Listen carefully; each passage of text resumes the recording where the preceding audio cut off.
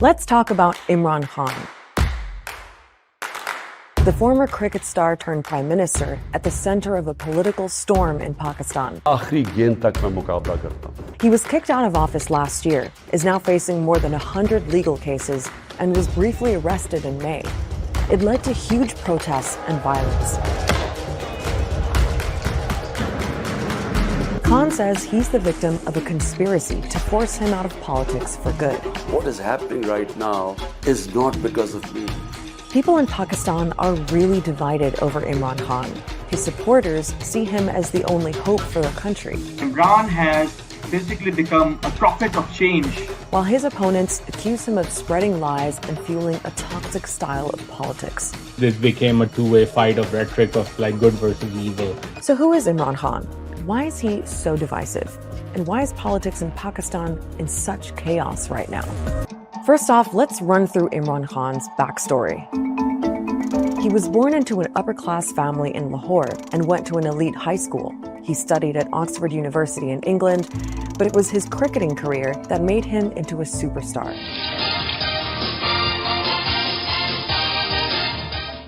In 1992, he led Pakistan to its first and only World Cup victory, and then retired from the sport. He's easily the greatest Pakistani cricketer of all time. A very glamorous cricketer too. That glamour, of course, brought him to the attention of high society in London. In the early 90s, he was hanging out with rock stars and royalty and married a British aristocrat. But he was also getting into charity work and raised money to open a cancer hospital in Lahore in memory of his late mother. Here's a cricketer, a public icon, trying to provide free cancer care in a country where this was not accessible for most people. And that then translated into a conversation he had about the role of corruption, improving governance, and then his entry into politics. In the World Cup, Imran Khan was a hero. In Pakistan, he's a king, almost a living god. His country is one of the poorest in the world, crying out for help. And Imran Khan has answered that call. He's using his fame to raise a fortune to help cancer victims in Lahore, the town where he was born. He's building a new hospital there, which eventually will provide 20th century medicine and, it's hoped, save hundreds of lives.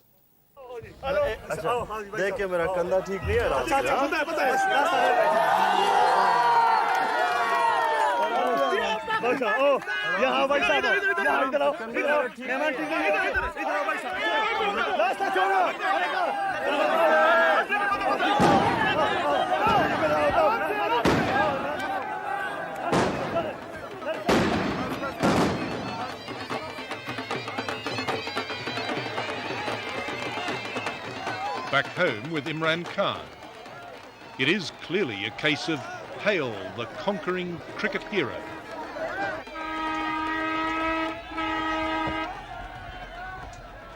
Amazing, the World Cup fever, I can't believe it. It is absolutely amazing, it is. Pakistan is a country of 115 million people, and if they had their way, every one of them would touch him, thank him. So they have come through the back window now. Everywhere he goes, he's mobbed.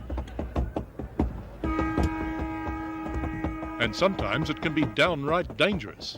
So dangerous that they need armed police to control the crowds. Chalo. Gusegiri. Chalo. Imran, do you get worried sometimes that this could get out of hand? Not here so much. Chalo, chalo. They're fairly okay. In Punjab, it's much worse because they get out of control.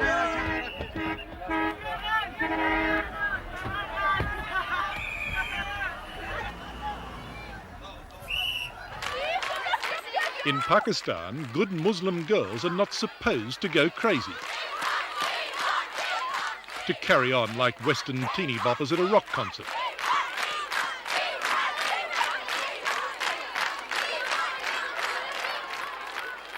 But Imran Khan's magnetism can upset even the most sedate schools for young ladies.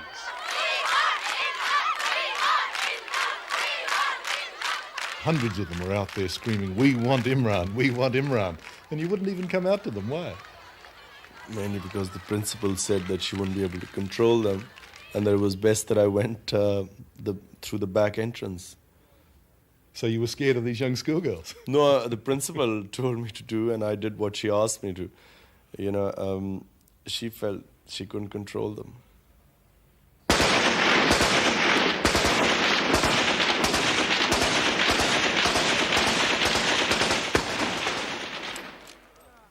These are Imran Khan's people, the Pathan people, from the northwest frontier.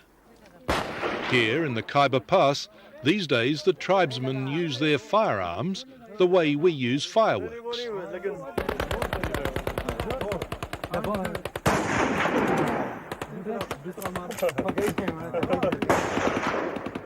But back in the days of the Raj, the fiercely independent Pathans gave the British a hiding on the battlefield. Their native son has followed tradition on the cricket field.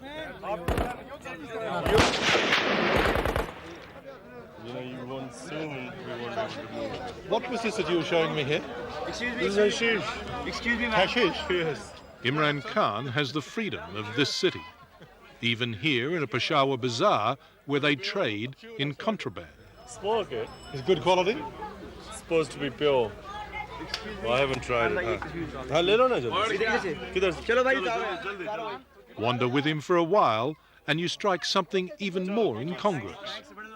At this shooter's supermarket, they've been buying raffle tickets to support Imran's favourite charity. You see, these were the tickets sold for our school's campaign where we collected something like $1 million by selling those tickets. Oh, and so he bought a ticket. Yeah, he must have bought a 20-rupee ticket. So they asked him, did he buy it because it had you on it? He bought it. No, because he knew it was for the hospital. These tickets were sold to collect money for the hospital. This is a country that can do with every new hospital it can get.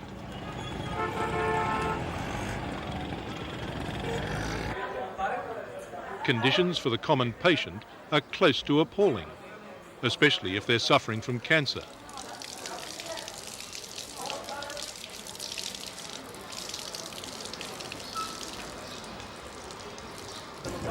In most of the hospitals, the poor people suffer. You know, really, they don't have the money, they can't get rooms inside, they can't get medicine. What's your goal? Well, initially really to provide cancer care of top quality, and most importantly for the poor people here, free treatment. Imran wants more for his country than simply cricket supremacy.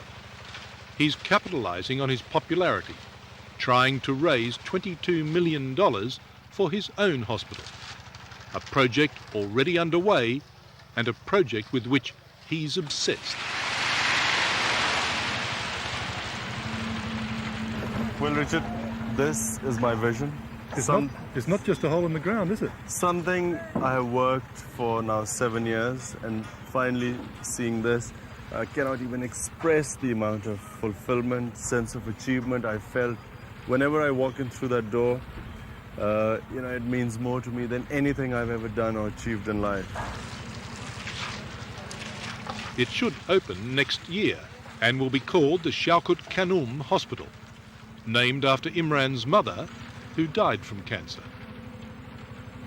It was the most painful experience I've ever gone through, watching her die and especially suffering. And when we knew she was going to die, the last 3 months in pain, probably changed my whole course of life. You're 39 years of age, almost 14. You're still full of idealism, aren't you? Yes, but, it was through this idealism that we've got so far. Everyone discouraged me for the first 3 years. Everyone said it's impossible, you won't get far, where will you get the money? But we have got this far, and I really believe that I'm going to do it. I've had doubts in other things in life, but for some reason I've never doubted that we're going to make this hospital. For this man, the memory of his mother is probably what matters most. Next might come his love for Pakistan, and then his devotion to his religion. We pray 5 times a day. Right, this is the mosque here, this little one. Yes. Do you mind if I come in? No, not at all.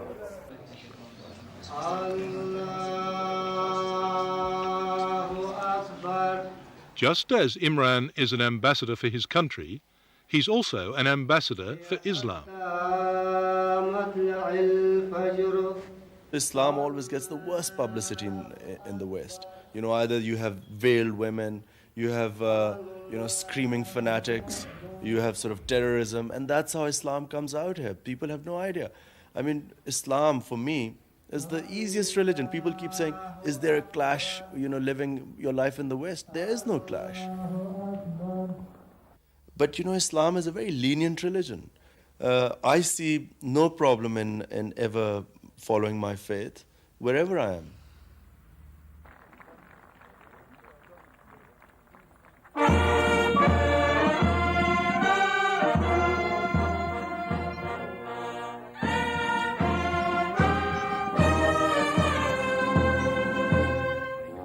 Imran is conscious of the contradictions that abound here.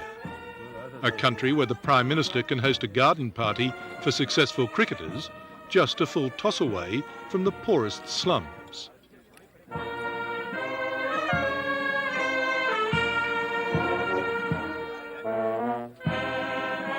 But the cream of society wants to share the victory, and every politician wants Imran on his side. So this is Richard, who's come from Australia, 60 minutes. Prime Minister, a great pleasure to meet you. Welcome to Pakistan. Thank you very much indeed. Is it your first visit? Yeah, no, second. Are you proud of the young boy? Oh yes, they've done extremely well. If he was to go into politics, he'd be the right man to have on your team, would he? I offered him a long time ago, but he declined. I don't know why. Sensible. My offer is still valid. Well, I really have thought about it, because I was offered twice to come into politics. And really, it's something I know that, one must know one's limitations. I know I'm not meant to be a politician. Do you care about the corruption that pervades the country here? Yes, of course, one cares. We try and everywhere you go, if you go to a dinner table, the main conversation, no matter where you go, is invariably comes on politics, the sort of what's wrong with the society. And yet people seem incapacitated to do anything. And that's why I say that I try and do what I can, and I realize my limitations. But do you need a revolution? Yeah, I think so. I think maybe a revolution is the answer, provided it's the right one. You don't feel the situation here is hopeless? Hopelessness is a sin in Islam. It's very specifically in Quran it states that for a Muslim to ever think of hopelessness as a sin, which I kept telling my team, by the way, during the World Cup and things were the worst, lowest ebb. Zaman Pa ki kaun si team hai? Because of one man, cricket has become a second religion in Pakistan.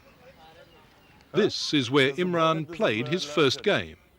We had very high cricketing standards here. It's a classy concrete pitch in the Toffs end of town. But now kids are taking up the bat and ball all over the country. Cricket has become a passion in this country. In the past 6 or 7 years, one-day cricket has completely transformed the society. And while we were at this historic ground, I couldn't resist asking for one more favour. Come on, give me a catch on the next one so I've got something to take home. Okay.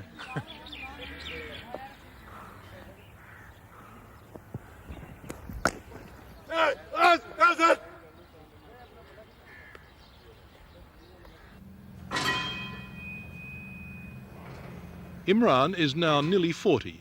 Though he says his cricketing career is almost over, he certainly hasn't run out of steam. He's a fierce, courageous and generous sportsman. But these days he's devoting most of his energy to other, more lasting things.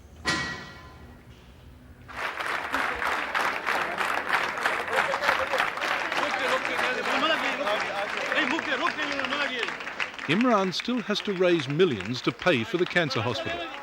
So most evenings you can find him raking in the rupees from those willing to pay for the privilege of just being in the same room. Do you like Imran Khan? Yeah, who doesn't? Who doesn't? There are women all over the world that like him. Yeah, but I think they can see the person through the features, I think. Yeah, he's good looking, but I think basically he plays well and he's a nice guy. He's extremely nice, isn't he? Yeah.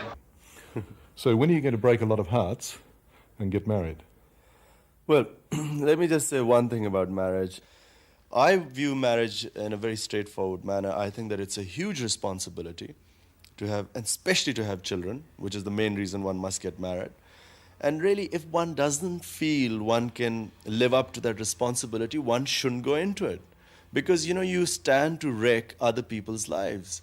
And I've seen it happen. I mean, in cricket, it's a full time, you go all over the world traveling 4 months on a cricket tour. Then you again come back and go somewhere else. I mean, to do justice to a marriage the way a cricketer leads his life, I don't know, some players might have done it, but I've seen a lot of cricketers' marriages on the rocks. And I've always felt that I wouldn't have done it justice. He's an extremely good-looking man, isn't he? Yes, he is. Does everyone think that?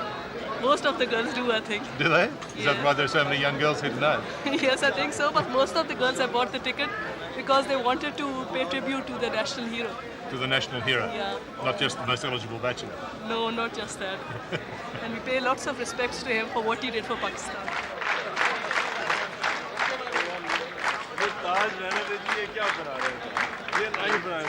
At one stage there, a chap came up and put one of those, well, what to a Westerner, funny hats on your head, and you knocked it away almost disdainfully, I thought. Why was that? Well, he'd crowned me. It was a crown meant for kings. And, obviously it embarrassed me. I mean, I couldn't wear a crown. I don't, it's embarrassing.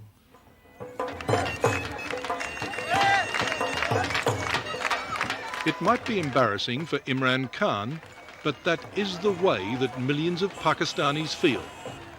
To them, he is their king of cricket.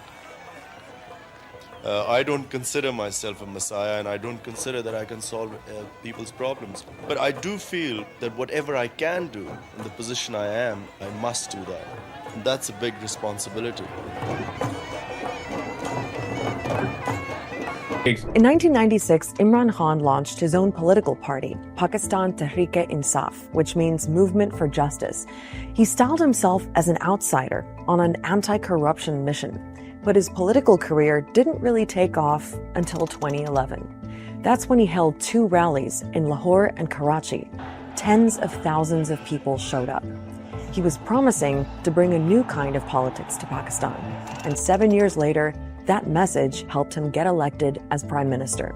मैं ये आपके सामने ये pledge करता हूं कि इंशाल्लाह ये एक बिल्कुल आप मुख्तलिफ किस्म की पाकिस्तान में गवर्नेंस देखेंगे. Now, until Khan came on the scene, Pakistani politics was dominated by 2 parties and 2 families.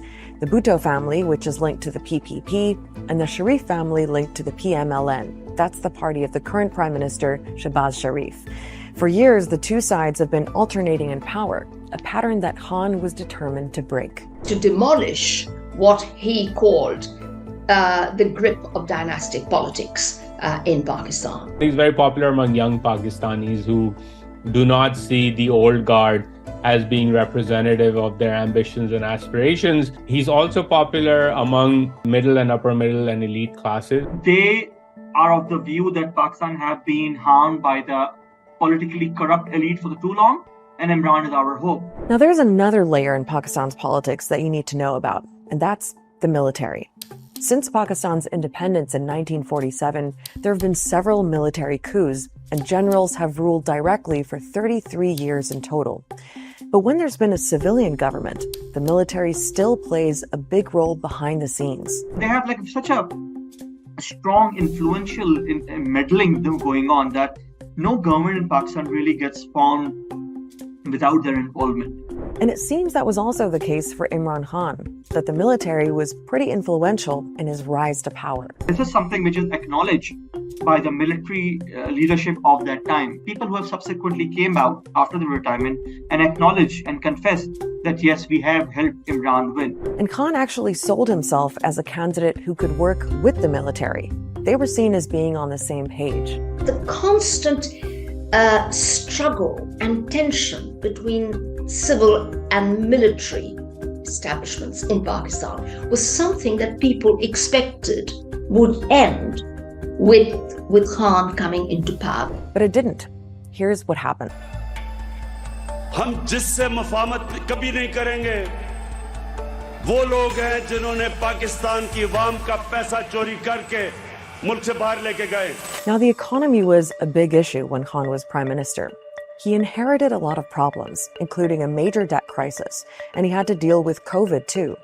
But the bottom line was that living conditions for most Pakistanis didn't improve under Khan. Inflation soared and the value of the currency fell.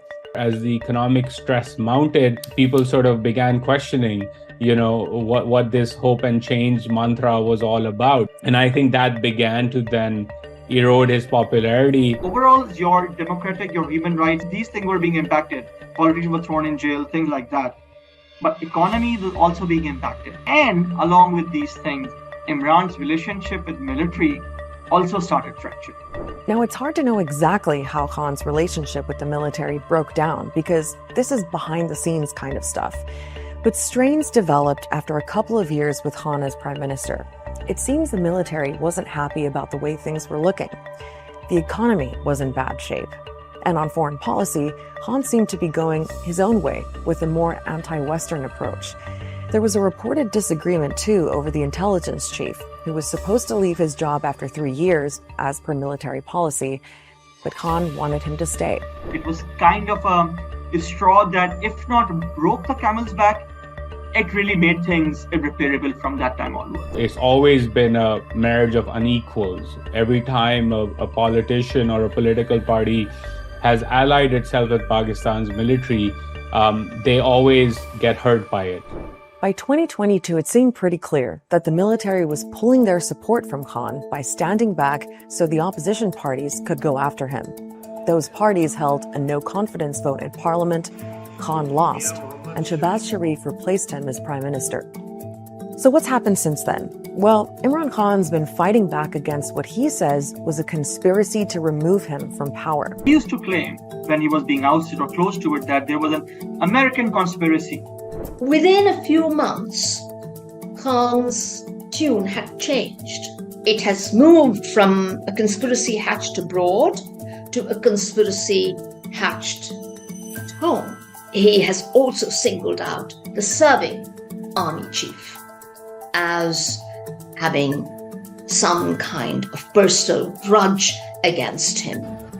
He's held huge rallies all across Pakistan.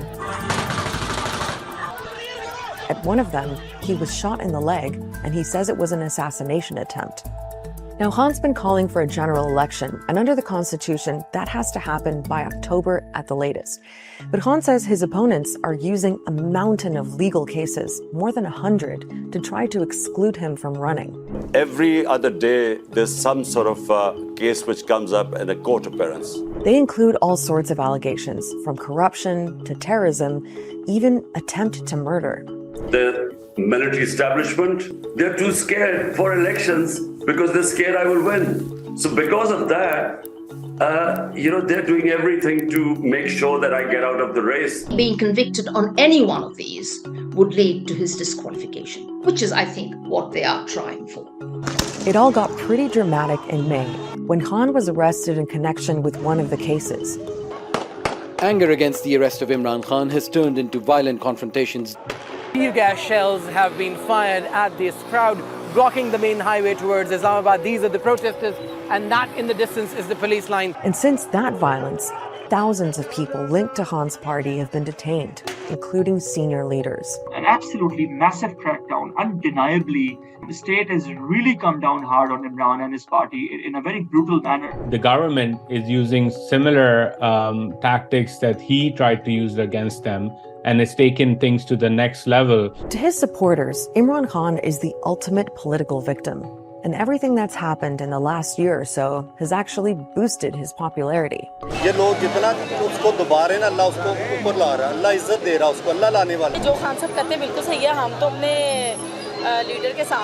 By all accounts, Imran Khan today is Pakistan's most popular politician. I think there is agreement that if elections were to be held tomorrow, he would win. So Imran Khan is as popular as he's ever been.